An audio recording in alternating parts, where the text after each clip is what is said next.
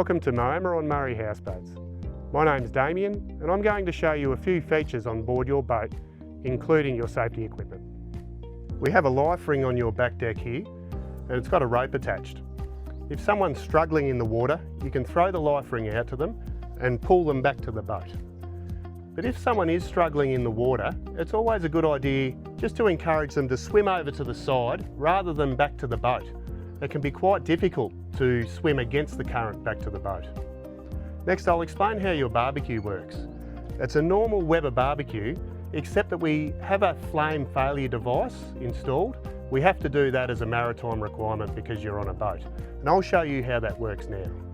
To turn on your barbecue, lift the lid, turn on your gas valve, turn on your flame failure device so that the green button comes on. And now it's ready to just be lit normally. To turn your barbecue off, turn the dial off, turn your flame failure device off, and turn your valve back off. If there is a problem with a false light, your flame failure device will be activated and a red light can come on here. If that happens, this tells you what to do. Simply press the button down for 5 seconds and that will reset the device. You have 100 litres of fresh drinking water on the boat and you access that in this tap next to the sink here. The rest of the boat is all filtered river water, which is perfectly fine for washing your dishes and bathing in, but it's no good for drinking and cooking. So make sure you use this tap here for drinking and cooking purposes. I'll explain how your hot water works now. You've got a 14 litre boiler in under the sink here, and it takes about 20 minutes to heat up once you turn it on. So once you've turned it on and waited 20 minutes, you've got 14 litres of hot water, which gives you around about a 3-minute shower. So once you've had your shower, you wait another 20 minutes and you get another 3-minute shower. To turn it on, I'll show you how to do that now.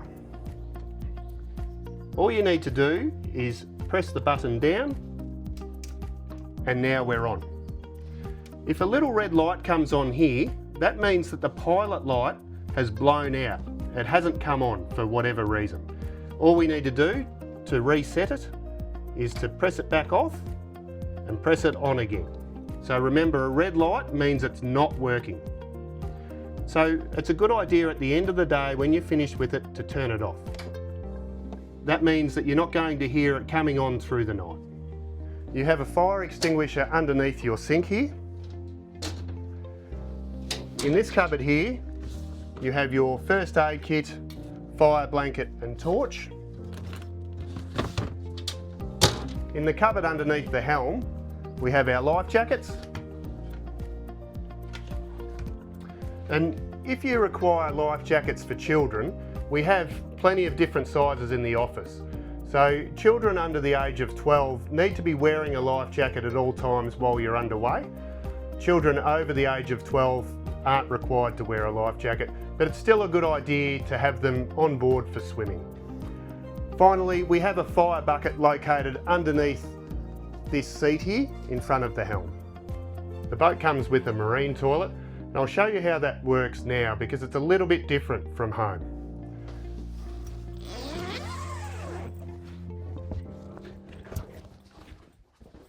So I'll open the lid now so you can see what's happening. If we push the pedal up, that puts more water in and helps the paper to break down. And then we push the pedal down and it flushes into the tank below. So pretty simple. Let's take a look at the controls at your helm now. Underneath the steering wheel you have your tachometer. Next to that you have your fuel gauge, and you burn around about 5 litres per hour as you drive.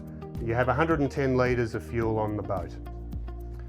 You have your key to turn the boat on, and this is your hand control, and it needs to be in neutral in order to turn the engine on. Let's take a look at your electrical panel now. These are your lights for inside. They can be on all the time. Your navigation lights are here. There's no reason that you would ever need those because you're not allowed to drive at night anyway. This is your switch here for the 2 lights on the front and the light on your back deck. This is the switch for your water pump. If your water pump does come on and off during the night and it's annoying you, you can just switch that off. and then turn it back on when you need it. That switch there does not do anything, and this is your switch for your stereo.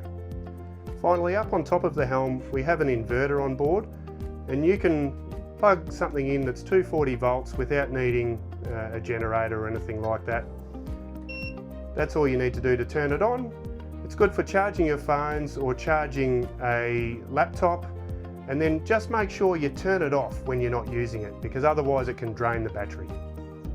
There are 4 appliances on the boat that use gas: your barbecue, hot water, cooking, and your fridge. If you have any issues with any of those appliances and you can't seem to fix it, it might just be that you've run out of gas in one of your bottles. So to change the bottle over to the new bottle, I'll explain how to do that now. At the moment, the valve is pointing to this bottle, and we're assuming that that's run out of gas.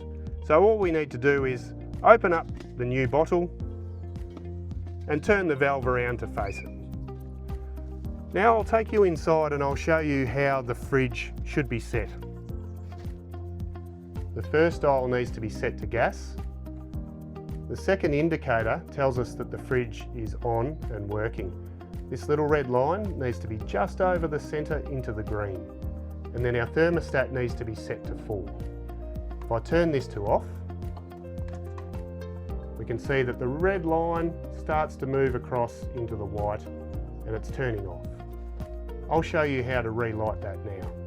To light the fridge, make sure we're on gas. We press this button and this at the same time, and we can see that it's lit and the red light is now moving across to the green. We keep holding on to this right hand button until the red line stops moving, and then we can release it and we see that the red line has just come to rest just over the centre. Turning over to the back of the book, we have an emergency plan, and this tells you what to do in the event of an emergency and who to call. This tells you where your safety equipment is located. On the next page, we have some emergency procedures for certain scenarios, so it's a good idea just to look through these scenarios in the event that any of these things might occur while you're on the boat.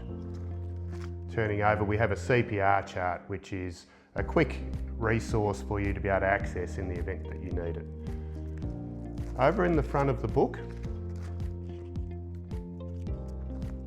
we have some basic information about the boat as a welcome to you, and some tips about how to drive the boat, some extra information about how to navigate on the river and some maritime rules and regulations, another set of emergency procedures and the emergency plan.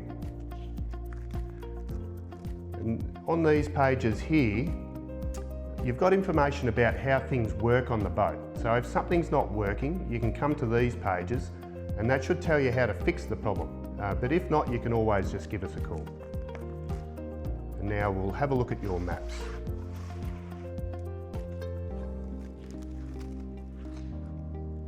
Starting from Moama on Murray Marina here, under the Moama Bridge, we'll head upstream to begin with. The first obstacle you come to is a green buoy, and this tells you what to do when you get there. Avoid the inside of the bend.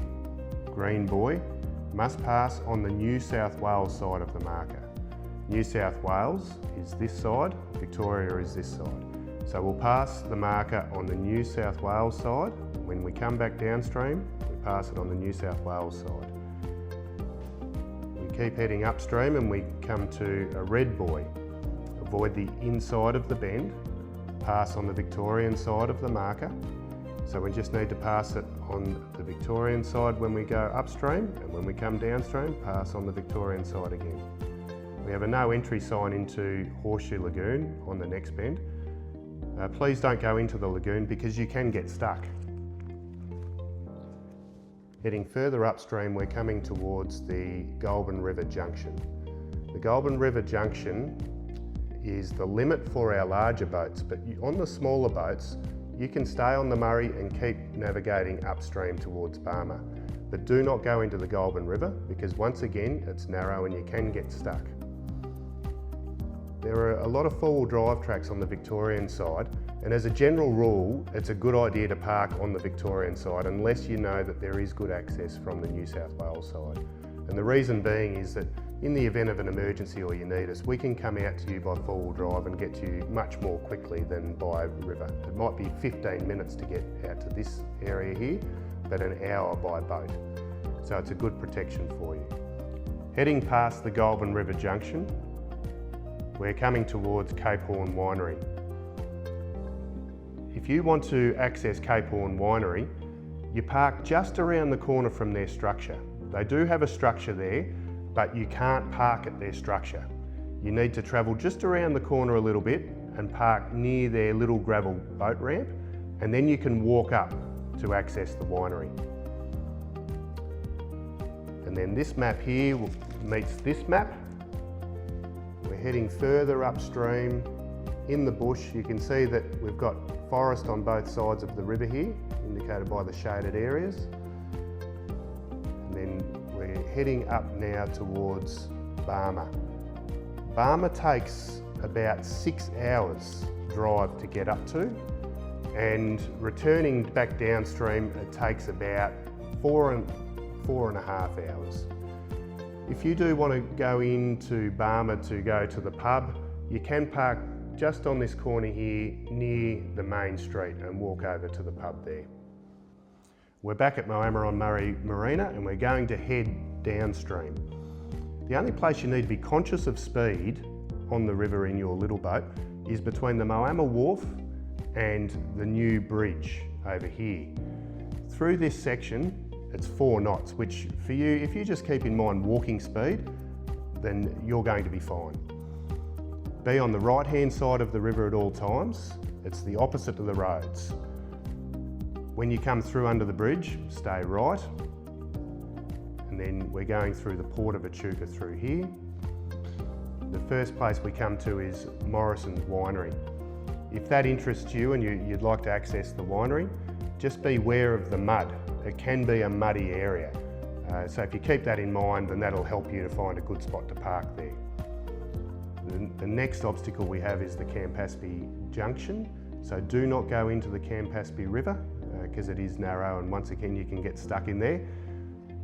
And then once you pass the Campaspe River, we go up onto this map here. We're heading further out of Echuca Moama, back out into the state forest.